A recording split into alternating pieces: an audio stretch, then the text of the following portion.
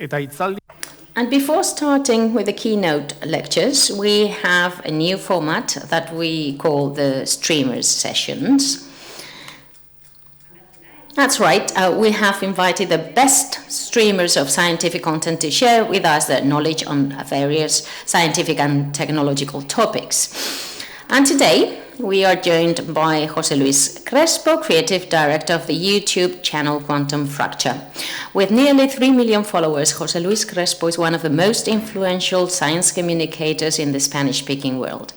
Moreover, his animations were included in the Orbita Laika program, and he has also worked as a scientific communicator for the Institute of Theoretical Physics in Madrid. And today, his talk is entitled A Triangle, A Lot of Science. A warm round of applause, please, for José Luís Crespo.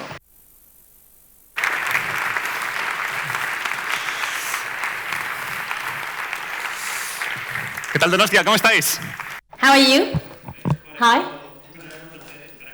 It's a pleasure for me to be here. Before talking to you, before people who know a great deal about science. But let's not waste our time. I'm going to talk about a triangle and a lot of science. Well, what we've got here is what I'm going to be talking about. I will talk to you about a triangle and a very nice story about triangles, indeed. So I think that before we begin with the story I want to tell you about, I have a question. I have a silly question for you. What's the largest triangle that can be created? It sounds like a stupid question by a child, but behind the questions asked by children, we have complex answers. Richard Feynman, Nobel laureate, used to say that he started to think about quantum electrodynamics and his theory about how electrons work, thinking about how a dish can be placed on top of a stick and then can be spun around. So, let's ask ourselves this question. What would be the largest possible triangle? Yo, como también estoy muy embebido. Well, I'm very much embedded in the world of science myself, and I tend to think, well, this is Virgo, this is a part of a collaboration, a partnership called LIBO, and this is a giant detector. It's triangle-shaped, and each arm, each side of the triangle is 4 kilometers long. You may be familiar with this huge triangle, LIGO. It is used to detect the space-time vibrating. So in the depth of space, billions and billions light years away, sometimes two black holes meet together, they start to rotate together, and little by little they come closer to each other. And as they do this, the space around them starts vibrating. It trembles and it modifies itself. And this creates some waves, space-time waves that then that are propagated. And then this LIGO detector on the Earth detects these waves. And what happens? Well, this triangle is distorted, and therefore we can detect those waves, and we know that a couple of black holes have clashed billions of light years away. So it's a very special kind of triangle indeed, but most of the people, when we think about triangles, we don't think about these things, right? But rather about the following. And I'm going to show you this coast. This is Miami. Let's zoom out. Let's look at this huge triangle. A little bit further away. We're zooming out. Look at this. Well, here we have a very famous triangle, right? That connects the city of Miami with the city of Puerto Rico and the island of Bermuda. And this is the Bermuda Triangle. And this is where you go, woo! Thank you very much. So, this is the Bermuda Triangle, this place on Earth where suddenly, mysteriously, boats disappear and planes disappear for a reason we don't quite understand. There's something strange going on there. That's what it seems, in a way. So, Can science tell us or teach us something about this triangle? Well, in that precise area, we have the Gulf Stream. And we know that in that area we have specific conditions that lead to huge waves that have dozens of meters high. And if we combine that with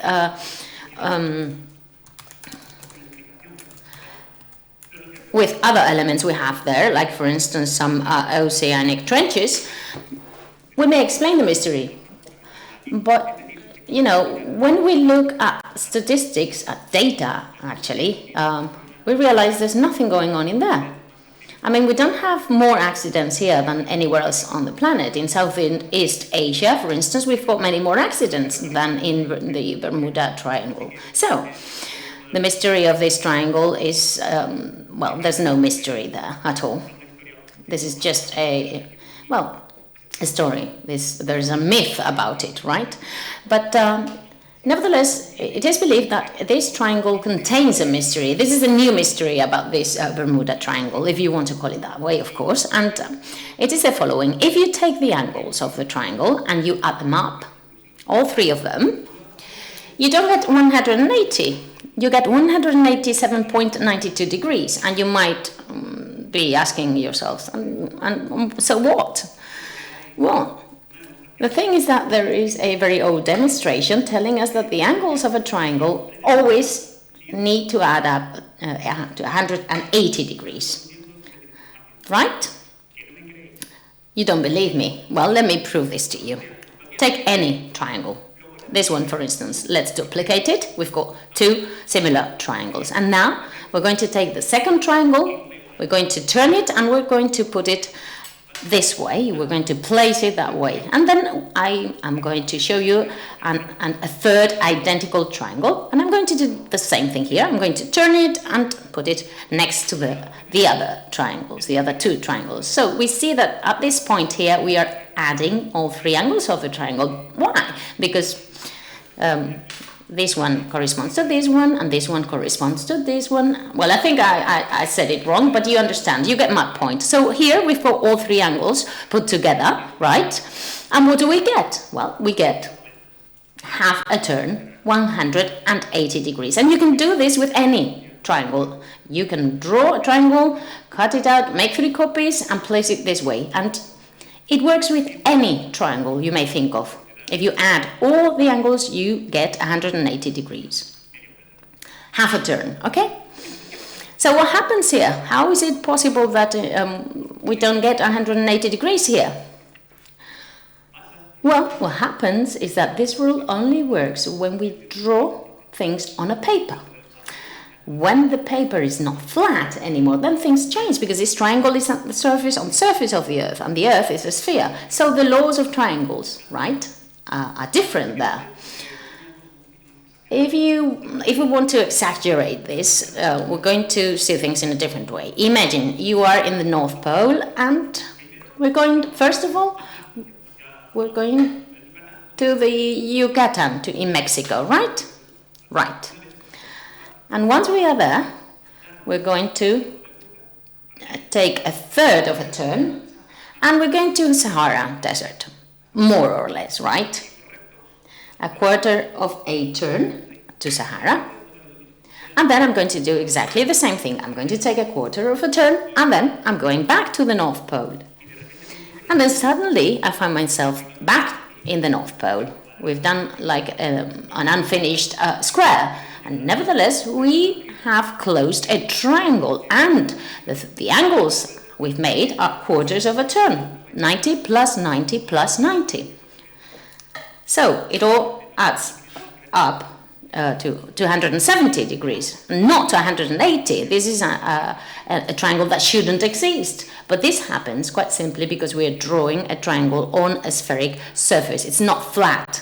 It's not a flat surface, and this, of course, it makes a difference. So we need a new geometry in this case. So as a conclusion, well, triangles are a bit messy.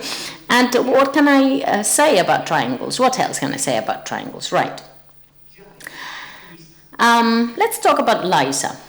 This is a huge triangle.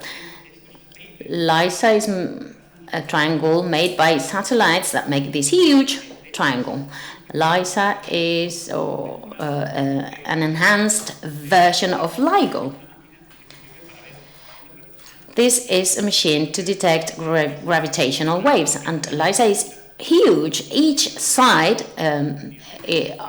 of LISA is 2.5 billion kilometers long. 2,500,000 kilometers long, sorry. So, good thing about LISA is that it can detect waves in space that are very, very large. And LIGO enables us to detect smaller ones, smaller waves, but since LISA is so big, it can detect the big ones. It's like a microphone that can listen to the sounds, the deeper sounds. Let's say that the origins of the universe, like George is going to tell us later on, emitted, what we think at least is that it emitted these long or big gravitational waves. And so if we detect them, we're going to get a kind of a picture of the early universe. Like George and his team, they detected this early picture of the universe using light. So in the future, we hope we can get a picture very close to Big Bang of the universe, but using gravitational waves. So we want to actually listen to the Big Bang. So LISA is going to enable us to do precisely that. We can play a game here. So LISA is huge, we know that, okay, but we could speculate here a little bit. Imagine we have an enhanced LISA. This doesn't exist yet, right? But imagine that in the future we have this LISA, which is as big as our galaxy, right? This, again, I insist, this doesn't exist. But we can think of it. We can have this huge detector. And we can even speculate more and go further in the future and think of a LISA that has a size that's huge, bigger than our galaxy. Let's think that this exists, even if it doesn't, right? What would happen here? Well, then we see there's a mystery about this triangle, because if we take that triangle and we measure its angles and add them up, all of a sudden we'll see that we're not going to get, or maybe we could not get 180 degrees, maybe a little bit more. We could get 180.01. This triangle could be placed anyhow. It could be moved this way, that way, turned, etc. We would always get 180.01 degrees. How is that possible? We intuitively think, okay, we've got a triangle on the paper, we bend the paper, and suddenly strange things happen because you bent the paper. But what about space, right? How come we're getting 180.01 in this case? Well, what happens here in space, and we're now looking at things from a cosmology viewpoint, is that we are supposing that our universe is Euclidean. So the rules of geometry that we learn at school apply here. But this doesn't necessarily have to be so, and in fact, current cosmology, lambda CBM, doesn't necessarily have to be like this. It could be a curved universe. It could be slightly curved. And that can be known thanks to that huge triangle we've placed there. But there's a nuance here I would like to share with you. This is something we can detect. We have launched many artifacts to the universe to analyze it. Among them the COBE satellite. Pero efectivamente... But what you see here is the Planck satellite, which is like the grandson of the COBE satellite that George will be telling us about later on. So this satellite has tried to measure this curvature of the universe. And the outcome of the Planck satellite is basically zero. So the universe is flat, and the huge triangles that we can draw in it should add and give us 180 degrees. But there's a slight possibility that Planck can make mistakes. Todo instrumento. Because there's always an error, right? Whenever we measure something, there's a little margin there. And even if Planck is telling us that the curvature of the universe is 0, there is a tolerance there. And if it makes a slight mistake, a slight error here, maybe our universe actually has a slight curvature, and maybe those triangles are actually distorted. So we don't really know if the universe actually has this slight curve to it. We'll see what happens in the future with the measurements we are going to be carrying out in the coming years. Right. And what would be the smallest possible triangle we can draw? Well, I guess, and let's stop talking about cosmology and theories. Let's go to the practical side of things. Let's talk about condensed matter. In white rooms like this one, like some of the rooms you've got in the Basque Country, many techniques are used to draw very, very tiny little things. Like, for instance, these plates. Used with techniques that use cannons of electrons or ultraviolet light to draw things at a very, very small scale. So it is thanks to these techniques that we can access the smallest meme in the world. Del mundo. Vamos a hacer zooming. Ahora hemos hecho zoom out, pues ahora vamos a hacer zooming. Let's now zoom in and see that this meme is smaller than a human hair. We're going to continue to zoom in, and you see this is the smallest meme in the world, and 200 nanometers. That's 0,0000 meters. It is really, really tiny. This meme is by Ana Moranes, who carries out a wonderful work on nanomaterials. This technique is not the only one that enables us to draw tiny things, small things. In fact, in the past 40 years in Spain, we've been working on this, and there's something that enables us to draw even smaller things. This is thanks to STM, the tunnel effect microscope. This looks like a burrito or a kebab, right? But it's not. This is basically the system that is part of the STM, because this microscope is really small. It's like a tip that ends in an atom. It's really tiny. It's really small. This scanning tunneling microscope enables us to see atoms one by one. Imagine that.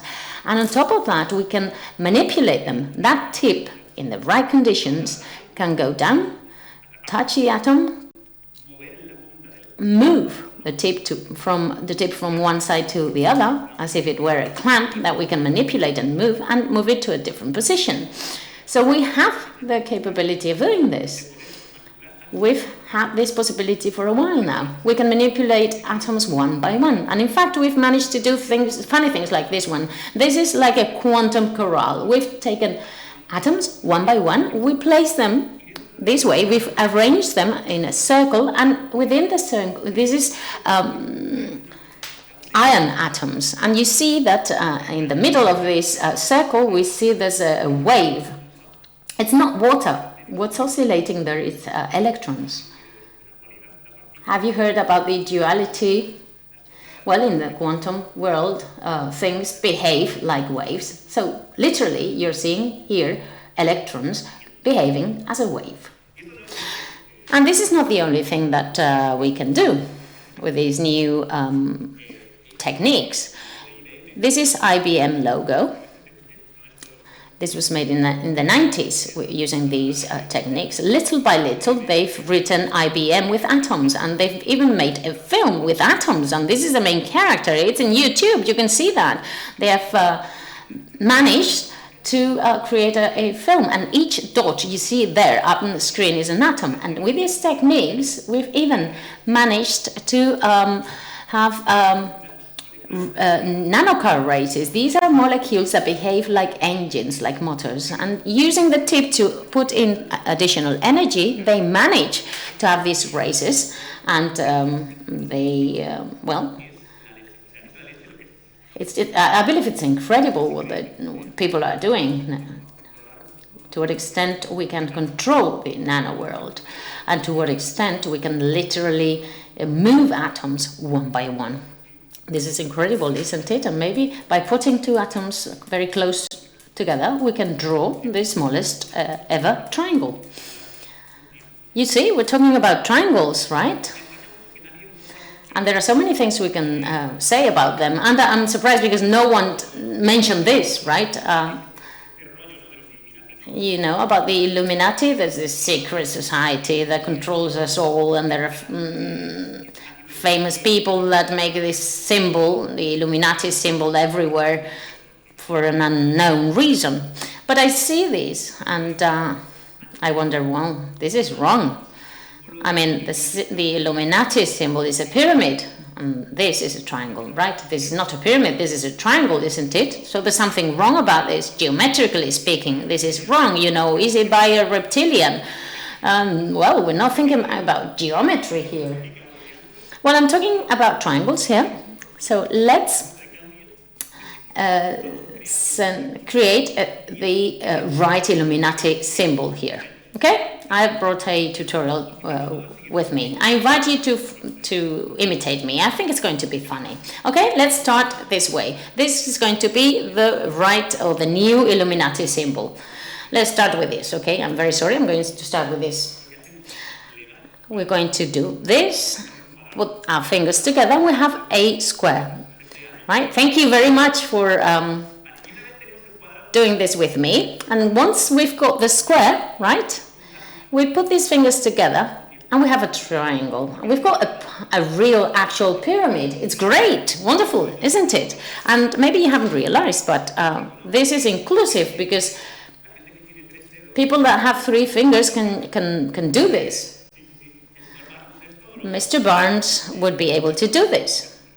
Even him could do it. Even he could do this. Right. Okay. Thank you very much. Today I wanted to talk to you about the experts in triangles, right? The people that have studied triangles. I'm here to speak about Pythagoreans. And who were they, right? What's the first thing you think? Well, the theorem, Pythagoras' theorem, right? You may not be familiar with it, but imagine, I'm going to explain it to you. You have a triangle, and what you do is that you create a square in each one of the sides of the triangle. 1 here and 2 here, right? Well, the theorem says is that the green area equals the brown area, right? You don't believe me? Okay. Let's cut things here, move things around a little bit, and that's it. It's wonderful, isn't it? We could even write a paper on this. Okay, so who was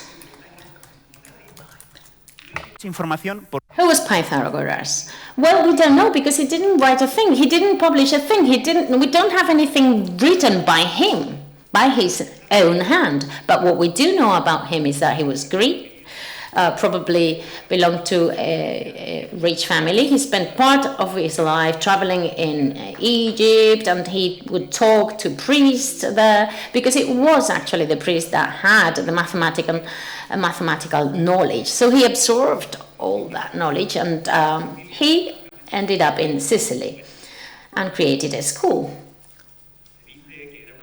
It is said that he was a very wise person, very kind, very nice to everyone, and that there were many people who wanted to become their students. And this is why he created his school, a Pythagorean school.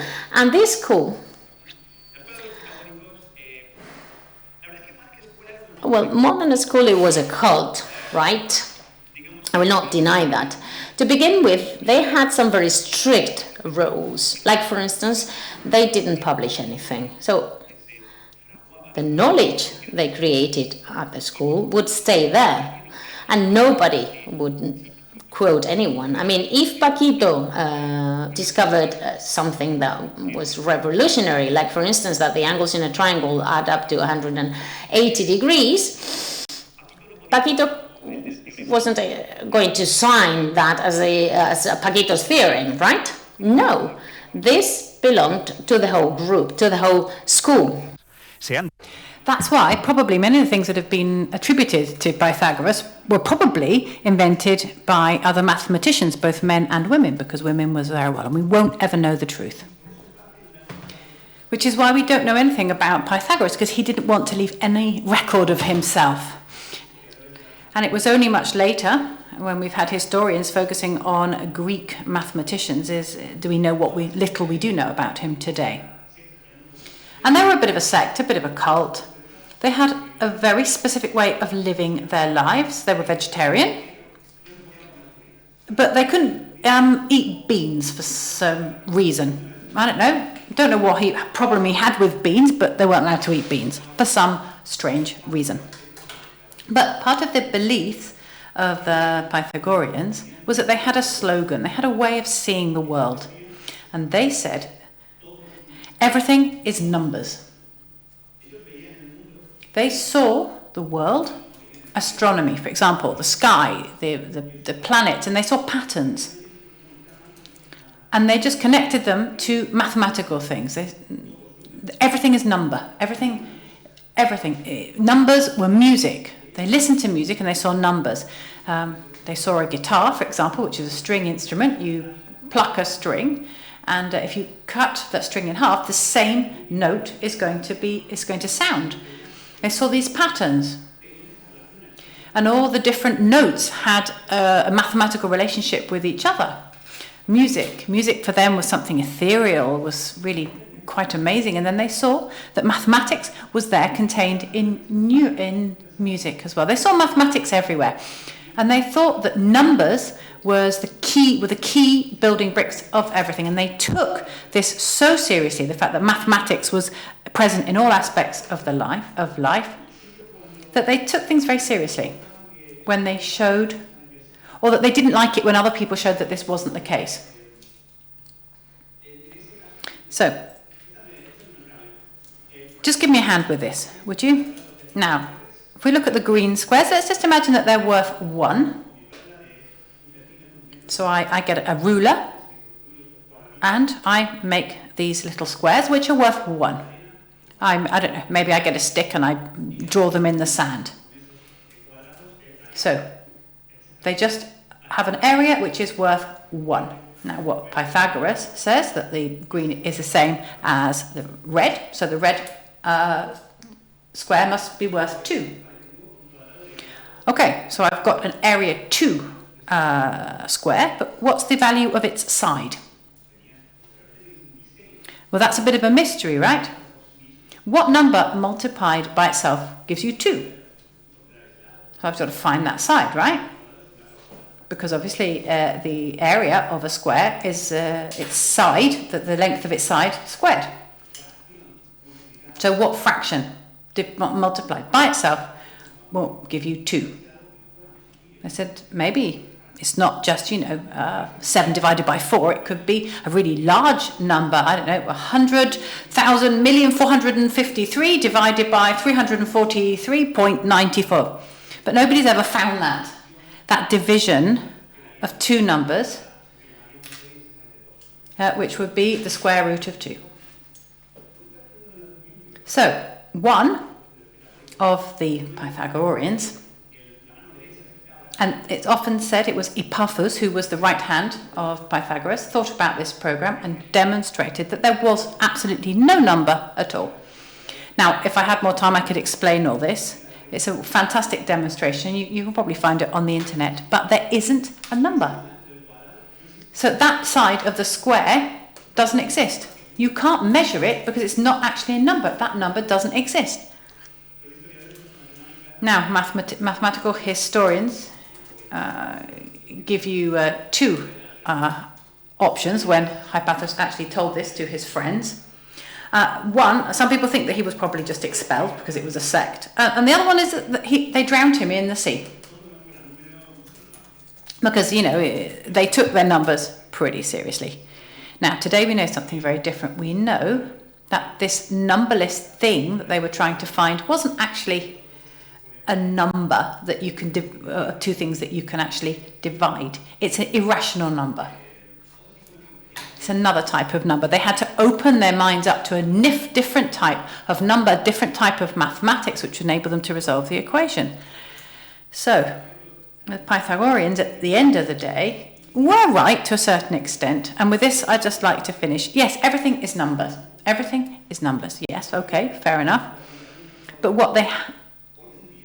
that's what they thought. But today, in the world in which we're living in right now, in fact, everything is numbers. In the digital world in which we live, in which all the different aspects of our lives are there in the internet and in computers and in the digital world. In fact, everything is numbers.